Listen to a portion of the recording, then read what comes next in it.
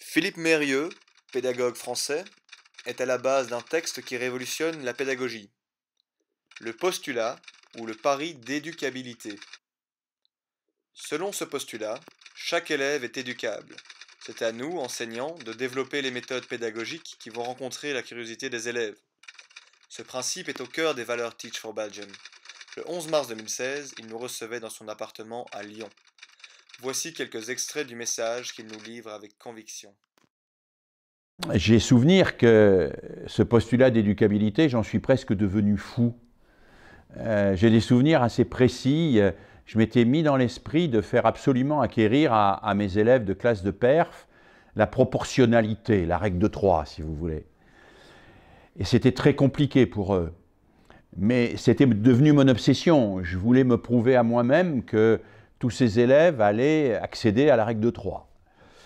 Alors, à certains moments, mon entourage me le faisait remarquer, d'ailleurs, je devenais complètement fou de cette éducabilité. Et je suis même passé à côté d'attitudes qui auraient pu être dangereuses pour mes élèves, du type « tu la comprendras, la proportionnalité, oui ou non hein ?» Et à partir d'un certain moment, j'ai bien senti qu'on était là dans une sorte de dérive, et que l'éducabilité sans contrepartie, ça pouvait être une forme de toute-puissance et peut-être même pousser à bout une forme de dressage. C'est la raison pour laquelle j'ai assez vite intégré que ce principe d'éducabilité devait être non pas compensé, mais associé à la reconnaissance de la liberté de l'autre. Je ne peux pas agir sur la liberté de l'autre. L'autre est le seul à pouvoir se jeter à l'eau, à pouvoir décider d'apprendre, à pouvoir décider de faire quelque chose qu'il ne sait pas faire pour savoir le faire. Et là, nous touchons un point fondamental de l'histoire de la pédagogie et de ma propre histoire, c'est que nous devons, comme dit Jean-Jacques Rousseau dans l'Émile, tout faire en ne faisant rien. Tout faire, c'est-à-dire mettre en place des situations, des stimulations, mettre en place des dispositifs, chercher des ressources, imaginer des moyens de mobiliser l'intelligence des élèves, tout faire, et on n'a jamais fini de tout faire, tout en sachant qu'on ne fait rien, c'est-à-dire que l'élève seul peut décider de s'engager, mais que nous n'avons jamais fini de mettre en place des objets, de mettre en place des outils pour l'aider à prendre cette décision. Il y a donc là deux composantes et qui, d'une certaine manière, nous libèrent et libèrent l'élève également, qui font de cette relation une rencontre et non pas une relation de transmission mécanique, au sens de la mécanique. Alors oui, il y a une forme de non-réciprocité, mais cette forme de non-réciprocité, il faut la vivre, je crois, comme une émancipation par rapport à cette espèce de quête psychologique que nous avons de la reconnaissance. Nous ne devenons pas enseignants pour obtenir l'amour des enfants ni leur reconnaissance. Et il faut la vivre aussi comme une délégation de la responsabilité à celui qui seul peut la prendre, c'est l'élève. Et c'est un pouvoir sur la liberté de l'autre, sur la liberté de l'élève, n'est pas là ni pour m'exonérer de ma responsabilité, je reste responsable de mettre en place tout ce qui est possible, ni pour me culpabiliser quand l'élève échoue. C'est là au contraire pour me donner la force d'inventer sans être en permanence en situation de prendre pour moi et contre moi la réaction d'un élève dont j'ignore au demeurant ce qu'il fera de ce que je lui dis dans une semaine, un mois, un an, 10 ans. C'est la raison pour laquelle je dis aussi régulièrement que l'enseignant, comme le médecin, comme tous les gens qui sont dans les métiers de l'humain, eh bien, il est soumis à une obligation de moyens, pas à une obligation de résultat. Il n'y a pas d'obligation de résultat en médecine. Si le malade meurt parce qu'il est gravement malade, nous n'y pouvons rien. À partir d'un certain moment, sa mort devient inéluctable. Mais nous avons une obligation de tout mettre en œuvre pour repousser ce décès et pour l'aider à retrouver la santé.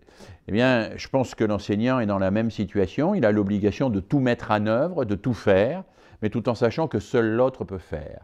Et pour terminer, on pourrait rappeler ce fameux adage de Sigmund Freud, hein, qui définit 3 métiers impossibles. Freud dit il y a 3 métiers impossibles. Il y a la psychanalyse, la politique et l'éducation. Alors pourquoi sont-ils des métiers impossibles?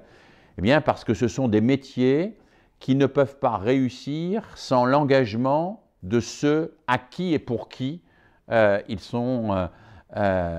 s'adressent et ils sont dévolus. Le médecin ne peut pas réussir, le psychanalyste ne peut pas réussir sans la collaboration du malade, le politique ne peut pas réussir sans l'engagement des citoyens, et l'éducation ne peut pas réussir si ça n'est pas un engagement réciproque de l'enseignant et de celui qui lui est confié. Et le paradoxe, c'est que plus l'enseignant s'engage, eh bien, plus il invite l'autre à s'engager, plus il prend de responsabilités et plus il invite l'autre à en prendre. Parce que la responsabilité dans le domaine humain, ça n'est pas comme un gâteau. Vous savez, un gâteau, plus vous en prenez, moins il en reste. Eh bien, la responsabilité, c'est l'inverse. Plus vous vous sentez responsable de la réussite de l'autre, plus vous donnez à l'autre la conviction qu'il peut réussir, plus lui-même se sentira responsable de sa réussite. Alors c'est difficile, je ne dis pas que enseigner est un métier facile, Freud disait que c'était un métier impossible, je dis que c'est une aventure, tout autant qu'un métier, c'est une aventure vers des continents fabuleux, mais dont nous ne sommes pas sûrs de les découvrir, ni même dont nous ne sommes pas sûrs parfois qu'ils existent, mais dont il nous faut parier qu'ils existent et que si nous ne le découvrons pas, nous aurons contribué à ce que d'autres les découvrent.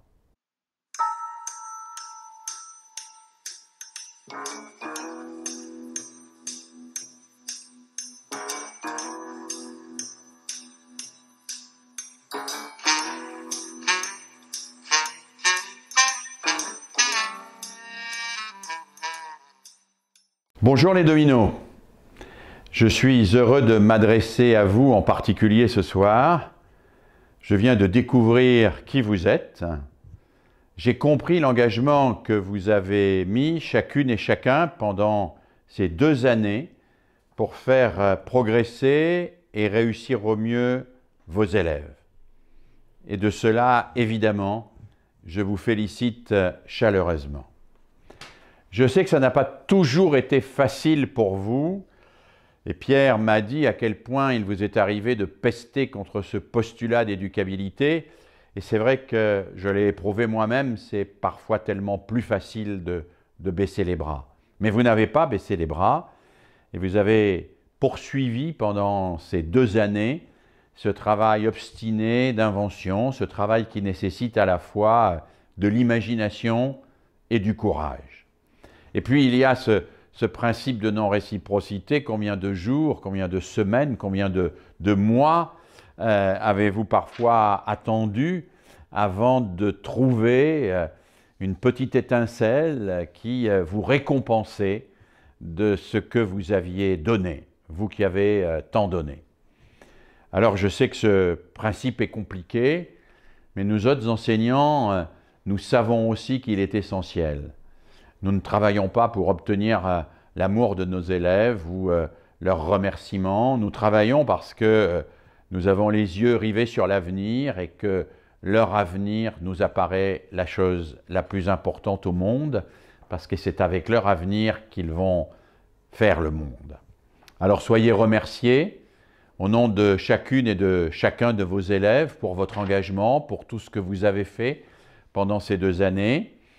Soyez remerciés pour votre volonté, votre courage, votre inventivité. Je vous souhaite une très belle soirée et surtout, je vous invite maintenant à devenir des acteurs de changement actifs dans vos écoles comme dans la société. Enseigner, c'est un métier, mais au-delà, c'est aussi une mission. Vous le savez, vous l'avez entendu et compris. L'enseignant d'aujourd'hui, c'est le véritable aventurier. C'est celui qui va découvrir de nouvelles Amériques, des Amériques encore plus passionnantes que l'Amérique d'aujourd'hui. Et dans cette découverte, je vous souhaite bonne chance. Et en attendant, bonne soirée.